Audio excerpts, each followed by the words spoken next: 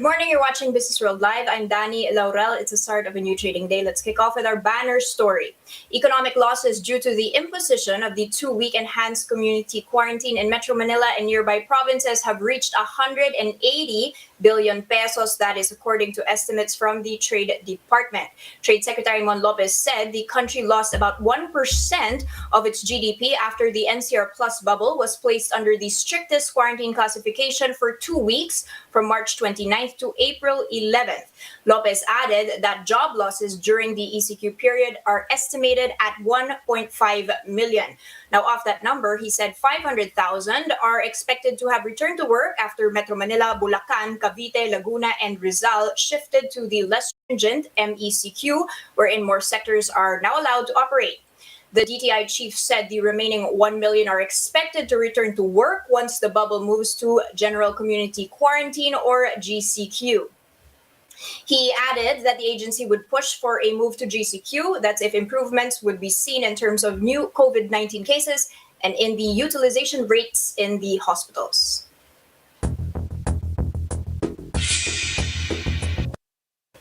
Okay, quick check on Wall Street overnight as U.S. stock indices notched records amid surprisingly robust economic data. So over in the U.S., the latest numbers are showing consumer demand have boosted recovery there, owing in a large part, of course, to the government stimulus being rolled out. Chinese data, on the other hand, I'm going to open the terminal for you guys so you can see it.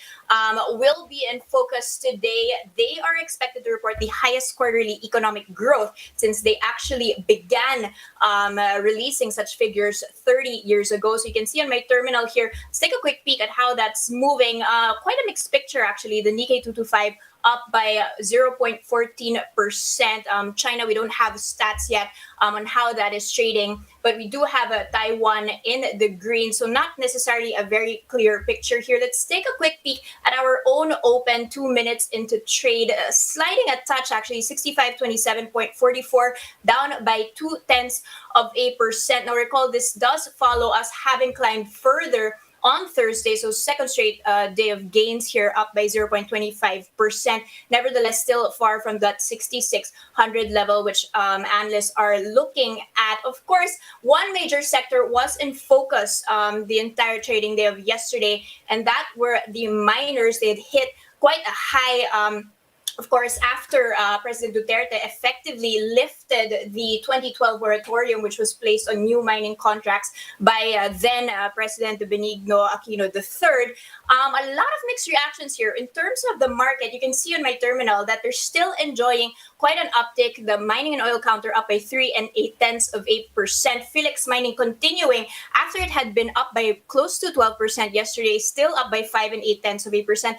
A lot of mixed reactions, though. Astro del Castillo, he's from First Grade Finance, saying this will entice the local and foreign investors to take a serious look at our mineral industry, calling it a win-win situation. Now, Wilfredo Moncano, he's from the Mines and Geosciences Bureau, says this will, of course, help generate economic activity, especially in this COVID time and in remote areas, but that the contribution to the growth output of the country would actually not be that big. These firms are just starting the development of projects this year. Now, this, according to John Paul Rivera, he's an economist at AIM, will certainly contribute to the economic growth, but will not give us much, especially saying that this just contributes 1% to our GDP and around 5% of exports. And of course, still a lot of critics abound. Ebon Foundation Sunny Africa saying that lifting this without domestic industries to process and use the minerals will really just mean that the most value-added mineral resources will go to foreign firms and economies. Kalikasan is saying that this new order will result in a, quote, boom of environmental violations. And you've got anti-mining group Alianza Tigil Mina ATM saying in a statement that this decision is treachery against future Filipino generations. It will be impacting water, food supply, forest biodiversity, indigenous communities, and the fragile island ecosystems. Let's check in on the biggest headlines we're watching this Friday morning. NEDA says increasing pork imports while lowering its tariff rates will not kill the local hog industry. During the Senate's hybrid inquiry on food security, acting NEDA Chief Carl Chua said that Duterte's Executive Order 128 is meant to provide adequate and affordable pork supply in the country. Chua explained that the local industry will survive the entry of more imported pork since imports account for only 23% of total consumption. He also claimed that imports will not flood the market since ASF has also affected pork production in other countries. At the same time, the officials said that limited cold chain facilities in the country serves as a physical barrier to the huge importations. And despite this, the Senate Committee of the Whole resolved to adopt a resolution pushing for the revocation of the said EO. Now, the agriculture and food industries will play an important role in Philippine economic recovery. This is according to a report released by Oxford Economics. Food Industry Asia, who commissioned the study, said that the Philippine agri-food sector will create employment and provide food for consumers at stable prices. But it still runs the risk of supply and demand disruption during a drawn-out pandemic. Food and beverage manufacturing remains a key driver of the agri-food sector, which accounts for almost half of its contribution to GDP, while dependence on tourism to revive the industry is flagged as a major vulnerability. For the Philippine Chamber of Food Manufacturers, the agri-food sector must work closely with the government to explore other ways to thrive during the pandemic, this as demand from international tourism remains uncertain.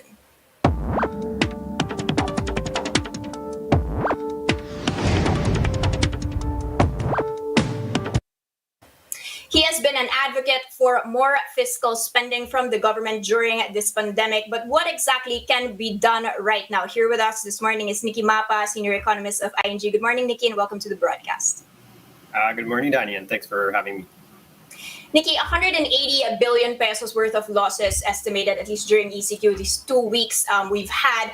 But the way things are going, did we have another choice? We already know that fiscal aid will not be coming until the Bayanihan 3 is actually signed. But of course, government saying lives before livelihoods. Is this better than any other alternative? Yeah, thanks, Danie. I think the issue on public health as well as the economic recovery really do move hand in hand and are intertwined. There is no economic recovery without solving the public health sector crisis first. So moving into ECQ, when we see a spike in cases or we start to see the health sector overwhelmed, I think that's just the logical thing to do. We have to quell the virus before we can even think about reopening the economy. I think consumer sentiment takes its cue also from the number of cases that we see on a daily basis. So definitely, if we have to move back to ECQ just to get a hold of the public sector crisis, then I think that's the right move. Nicky, this isn't, however, the way that other countries have tackled the virus. They have not resorted rather to such stringent lockdowns. Why are we not keeping in step with the countries that now are seeing quite a strong rebound? I mean, there are some countries that actually have to resort to lockdowns as well if they are unable to get a hold of the number of daily infections and if their healthcare sectors are overwhelmed. So I guess that's our strategy as of now. We do have to. I think they did sort of zero in on contact tracing as one of the things that we can improve on. I think this is something that we have to get down pat. Being able to contact trace to isolate cases and see where they are. So it's easier to do targeted lockdowns instead of these widespread lockdowns that we have to resort to. So far it's the only sort of strategy we have. But if we need to, for the sake of human lives, I think that's okay. But we have to beef up our contact tracing. Every facet of that response has to improve. So we no longer have to return to these hard lockdowns. If we continue doing that and improve, for example, in the vaccine rollout, in the contact tracing, do you agree with the government that not more fiscal aid is needed as long as we are able to reopen the economy safely and not have to tap into even more debt, not have to tap into even more taxation? Well, yeah, that's one strategy we can sort of deploy, thinking that the economy's fine, it's strong, it can get back on its feet just by simply reopening it. I think that's one strategy, but there is another school of thought that says that the economy is in some respects broken. the strong consumer demand that we saw sort of lift the Philippines to close to middle income status is not there anymore. The middle income earners are hurting. The poor are hurting as well. So we need a jump start. We always have different analogies for how the economy is doing. I now liken it to a car that's been stalled for about a year, and there's no way you start that unless you get your jumper cables and you do a jump start by someone else giving you the boost, and that has to come from the fiscal side. There is no other economic agent out there with the wherewithal, with the ability to spend in a big way right now. But Nikki, they're saying that the fiscal aid will come, but only after the economic recovery is already underway and the economy is open, and that it's basically useless to give handouts right now when there's nothing really to propel the consumerism. So do you feel that that's a good strategy, short-term pain for a more sustainable rollout of the pandemic response? I think if we look at the response of other countries, they front-loaded their fiscal aid simply to get the engines of the economy rolling. And once the economy starts humming again, that's when revenues flow back to the government, and that's how they sort of recoup that investment they made by the substantial fiscal push. So I like the proposals by Representative Kimbo, even the version of Representative Salceda. Anything to get this economy back up and running will restart the engines of the economy, and that's when the government can start collecting revenues again. And if they continue to sort of hold back on this, I think we're seeing the results of that. Last year, this was the strategy they employed by not copying the rest of the region, wherein they spent a lot of fiscal aid packages. We sort of held back. And now we're seeing that we're not exactly performing as well as other countries. And we don't have to look far. We can just look at ASEAN, and we're definitely behind the pack in this regard. Okay, given all of this, do you have a revised GDP outlook? I mean, are we still going to be able, even the BSP has revised downwards, but nevertheless, it's still 6 to 7%. Where do you stand here? And what's your take on possible double dip recession, that the worst is actually not over in 2020? We're going to see more pain ahead. Yeah, at the start of the year, I think I was one of the more pessimistic analysts out there. My forecast was at 4.9%, or I think 4.95%. Basically, just looking at the slow vaccine rollout schedule that they put out at the start of the year, as well as sort of concerns about our ability to get a hold of the virus throughout this entire 12 months. So my 4.95% forecast already took that into account, slow vaccine rollouts, as well as possible returns to stricter lockdown measures and poor consumer sentiment. So I don't think I have to adjust as much, but I did sort of shave off a percentage point, 1 percentage point from my official forecast. We're seeing some of the other houses downgrading their forecast because they are aware of the fact that we had to return to a second lockdown. Plus, the vaccines aren't here yet. But I think this was to be expected, given our sort of belated turn to the market to pick up our vaccine supply. And does this forecast actually have positive upside risk with the remittance coming in better than expected, FDIs as well, and possibly, as you mentioned, if the vaccine that does figure better than you have expected, and also one more thing, the monetary policy lag and possibly increase in the loan growth, is there upside risk for your forecast? Oh, yeah. As we mentioned earlier, the public health sector crisis as well as the economic recovery are intertwined. So if their upside risk would come from the possibility that we do get the vaccines earlier than later, and thereby improving consumer sentiment, sort of convincing people to go out and start spending again. And that's when you start to see the consumption engine humming back to life. On the remittance side, you did mention that, yes, it's very strong number came out yesterday, positive upside surprise at 5.1%. This is, I think, we always have to sort of bank on the remittance channel to get us out of our economic struggles.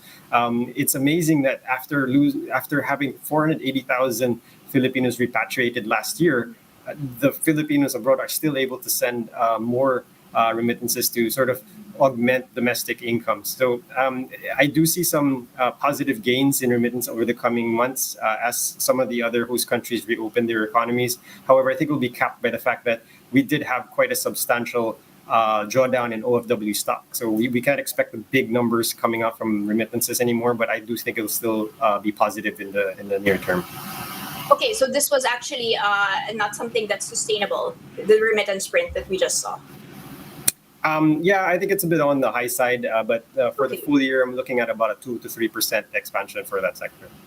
Okay, and finally, Nikki, before we let you go, just a quick discussion on the banking sector. So this is something that, NPLs highest in 11 years, contraction in terms of loan growth, worse in 14 years. But at the same time, you've got Moody's, putting us back, so to speak, to stable from a negative outlook, saying that we might actually be benefiting from all of these rate cuts. And now inflation, does that seem to be at bay for you? And will this now finally do the heavy lifting if we don't have more fiscal aid coming? Yeah, so this whole thing sort of hinges on the inflation number that we've been seeing. So inflation spiked, moved well past the BSP's 2 to 4% inflation upper end, and it's mainly due to the food basket. So we talked. You mentioned earlier African swine fever, the impact on pork prices, as well as the impact of the typhoons last year, which pushed up our food inflation. And thereby moving the entire CPI headline number higher. So as soon as you sort of take hold, or you're able to limit inflationary pressures on the food basket, I think you're really going to see inflation start to taper off as early as maybe June. We saw a bit of a dip in the most recent inflation numbers, but I think June is when the real inflection point will be. We'll start to see that really decelerate in the coming months. That's really going to help restore some purchasing power. And BSP can keep its accommodative monetary stance. You did mention the sort of lagged effects of the BSP rate cuts last year. I think on bank lending now in negative territory, that's a red flag for me. Just showing you that investment activities as well as capital formation will be quite muted in the coming months. Moody's sort of signaling that it might be a positive for the Philippines. I think they are accounting for a relatively strong GDP bounce back this year. I'm not as optimistic. So, as long as this drags out a couple more months or into the near term, I think you're going to start to see some stress on the banks. But, not saying that, they are well capitalized, they are well positioned to weather the storm. But if this drags on a little longer, I think that's when we start to feel the pain. Okay, so very interesting here. Still a lag when it comes to the benefits that we might get from monetary policy, but also, as you mentioned, despite the lower than targeted forecast of the government, you do see some upside risks still if, of course, the situation is contained and the vaccine rollout does come in better than expected. Thank you so much for that update. That was, of course, Nicky Mapa, senior economist at ING. Thank you. Take care. Stay safe. That's a first look into the business day. Today is Friday, April 16, 2021. Catch Businessworld live for the market closes at 3:15 p.m. today. I'm Danie Laurel. Mask on, wash hands, and stay safe, Philippines. We are One News.